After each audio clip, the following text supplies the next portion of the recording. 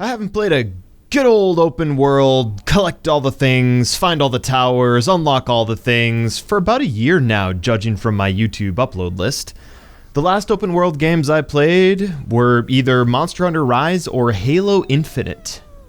While playing Middle-earth: Shadow of War, immediately I was reminded why these types of massive games are super popular with the general public. You feel like you're getting your money's worth. You got lots of stuff to collect and places to explore. You can expect to sink anywhere from 30, 50, or over 100 hours of game time into them.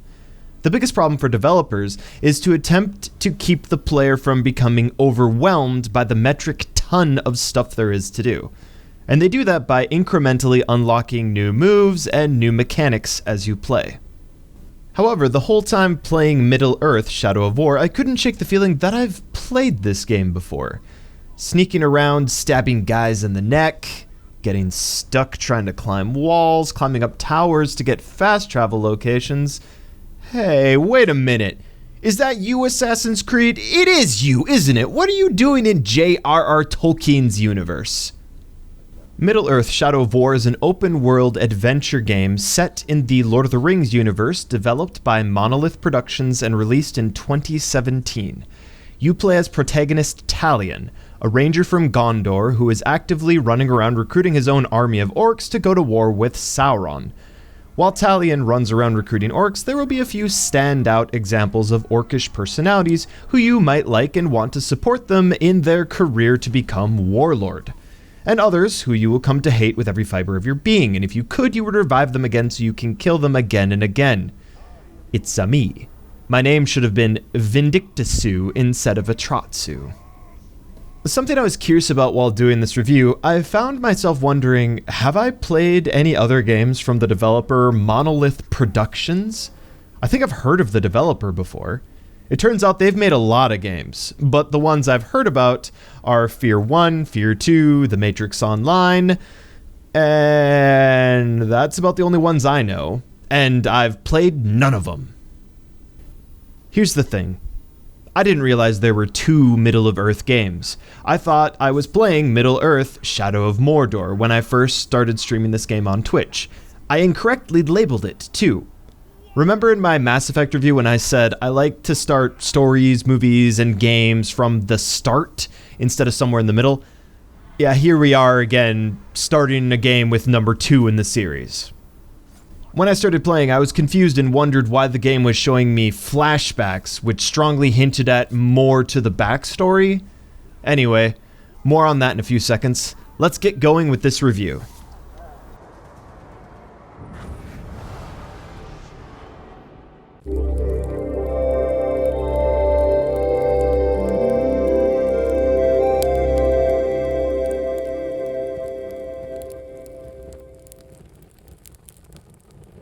This is a story of a ranger from Gondor who meets a wraith of an old elf who made the rings for the big bad guy in the Lord of the Rings universe. When she I don't know, I'm trying, man. Anyway, without the dumb attempt, Ranger meets old elf wraith who forged the rings of power. Tale as old as time, strange to say the least. Barely even friends, then somebody bends unexpectedly. I literally can't stop. I can't stop being stupid. With the help of emo elf Spider-Woman and a newly forged ring of power, Ranger and Wraith will need to work together to raise their own army of orcs to stand against the might of Mordor. To elaborate on my oversimplification, there's a lot of stuff I liked about the story in Middle-earth: Shadow of War. You obviously know nothing will happen to any of the main characters. For example, you know Sauron can't really be defeated, or if he is, he'll only be suspended until the Lord of the Rings movies start. But you'll get to see familiar faces like Gollum and Shelob. Speaking of the spider, Shelob's apparently got a face too, and a human body? I went down a bit of a rabbit hole looking up stuff on Shelob to see if there was some backstory thing I didn't know about, and my takeaway is I'm underqualified to talk about Lord of the Rings lore. And some people who are very knowledgeable about the lore are very unhappy with Middle-earth Shadow of Mordor and Shadow of War. So I'll say this much. If you're deeply invested fan of The Lord of the Rings and know about the lore, brace yourself for what Monolith Productions hath wrought. For the rest of us, it's okay. I like playing a video game set in this universe. I was interested how the game series was going to tie in with the films, but I must confess I haven't watched any of the Ring of Power show. I haven't even read the Lord of the Rings books. Maybe I'll pick up an unabridged copy on audiobook and listen to it in the car. Suffice to say, I'm just a casual Lord of the Rings movie fan, and that's the extent of my experience with the lore. But I know it goes very deep, and there's notes, letters, books, and stuff that Tolkien has written where you can really dig into this world. I had a few friends who spent time learning phrases in Elvish. Looking back, I've always been with the nerdy crowd, it seems. I can understand people having the drive to obsess and learn everything you can about a fantasy world. I basically did that as a kid with Star Wars, but I can only marry myself to one franchise, even when I was that little.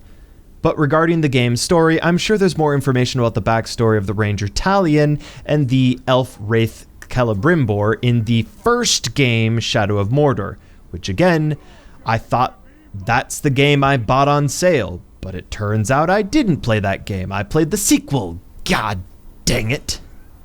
Anyway, apparently Talion can't live without either possessing the ring or being infused with the wraith to live.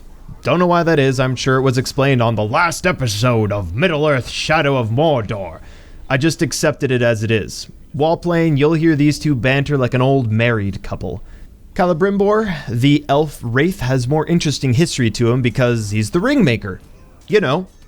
3 were given to the elves, immortal, wisest, and fairest of all beings. 7 to the dwarf lords, great miners and craftsmen of the mountain halls. And 9 rings were given to the race of men, who above all else desire power. But they were all of them deceived. For another ring was made. In the land of Mordor, in the fires of Mount Doom, the Dark Lord Sauron forged in secret a master ring to control all others. And into this ring he poured his cruelty, his malice, and his will to dominate all life. One ring to rule them all. So yeah, he did that, Celebrimbor. Only he was deceived by Sauron into forging the rings. So apparently the one ring, which everyone is too afraid to use in Lord of the Rings because of its corrupting power, we get to witness the attempts of Talion and Celebrimbor to wield the one ring to use its power against Sauron. Boromir would be so proud. So there are a few different quest lines you can follow through after your first few hours of playing. One which focuses on helping the Gondorian soldiers. Another is about taking over strongholds. A few are related to collecting artifacts or Shelob's memories. And still another quest line relates to helping an elf assassin named Eltariel to fight against the Nazgul. Again, in summary, the story for Shadow of War was interesting. I like playing video games set in the Lord of the Rings world, but if you're already deep into the lore, you're gonna be upset over a few things within this game's story.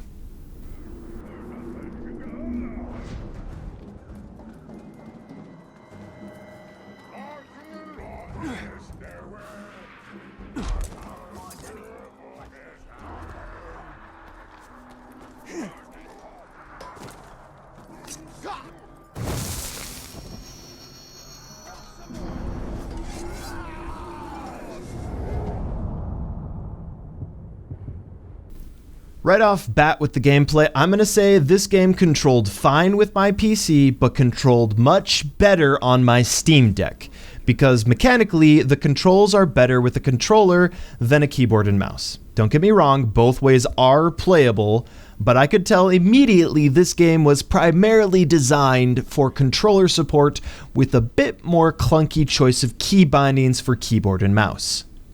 Regarding the gameplay loop, Shadow of War felt like a pseudo hack and slash open world game, but once I realized I'm not getting experience for killing grunts, my strategy for how I play changed to my Assassin's Creed approach. Ambush my enemies, then run away and set up the next ambush. Seeing as Middle-earth Shadow of War is an open-world game, you can expect to run around doing lots of mini-objectives, which all add up eventually in experience, gear, new skills unlocked, and story elements sprinkled in between the collectathon. The most interesting and unique element to Shadow of War was recruiting orc commanders and the Nemesis system as a whole.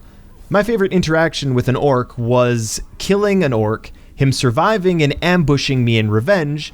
In his resurrected form, he had some metal augments to his appearance, and after beating him again, he looked up at me and says, "Better do it right this time. I don't want to be called Iron Jaw for the rest of my life."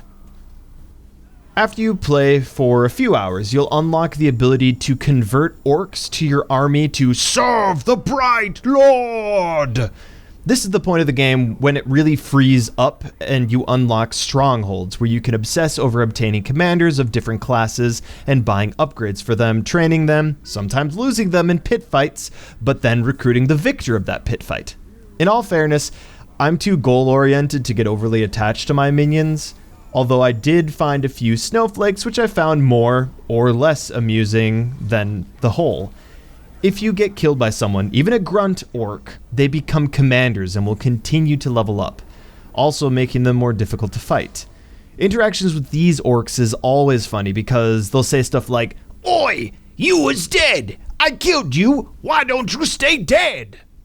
The problem is, after you've met your first 20 orcs or so, they all give their introductions. You can't skip their introductions, which get chained together. I'm running through camp trying to beat up this one orc, and I get jumped by multiple captains who are like, "Oi, let me tell you about my life story." Then once he's done, the second and third orc is like, "Yes, now it's my turn. I was born on a dark and stormy night." Nothing wrong with that if you never get tired of the orcs' monologues. It's fun, it's a break in the action, but I'm goal-oriented and would be relieved when I would run into the rare orc who was like, "Sup, let's do this," and cut straight to the fight. What a blessing. I did a bit of reading on the Nemesis system, and the goal was to create little mini-stories with the orcs, be they stories of revenge, friendship, or betrayal. As I've said, I had a few experiences of my own with making fun stories about old Ironjaw, and more than a few betrayals from recruited orcs with too much ambition for their own good. I liked the Nemesis system. It adds a lot of personality to the game. However, the system was copywritten by Warner Bros. Interactive Entertainment, so unfortunately we won't be seeing more games utilize this type of gameplay mechanic. It'd be nice to see more games have this kind of thing. Being a rabid Star Wars fan, I'm just imagining getting beat by a stormtrooper who goes on to be known as Omega, the Jedi Stomper, or Delta 314, the Storm Paladin. We can only hope one day to have another feature like this one.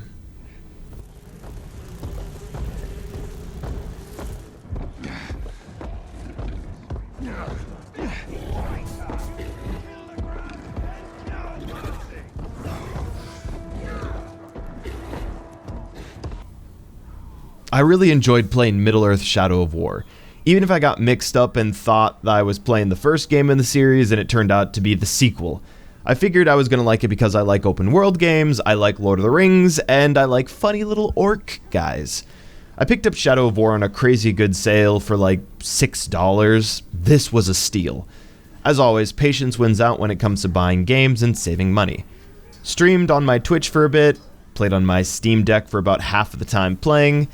I might need to pick up the DLC sometime for an encore. Thanks for taking the time to hear my jabber on about my time playing Middle-earth Shadow of War. Hopefully this video has been helpful. Don't forget to subscribe, and if you're looking for more open world games and you haven't watched it yet, might I suggest having a look at my Monster Hunter Rise video. If you like Shadow of War, then you'd more than likely like Rise. There's so much stuff in that game. Anyway, I'm Atratzu, and I will see you in the next review. Thank you for watching.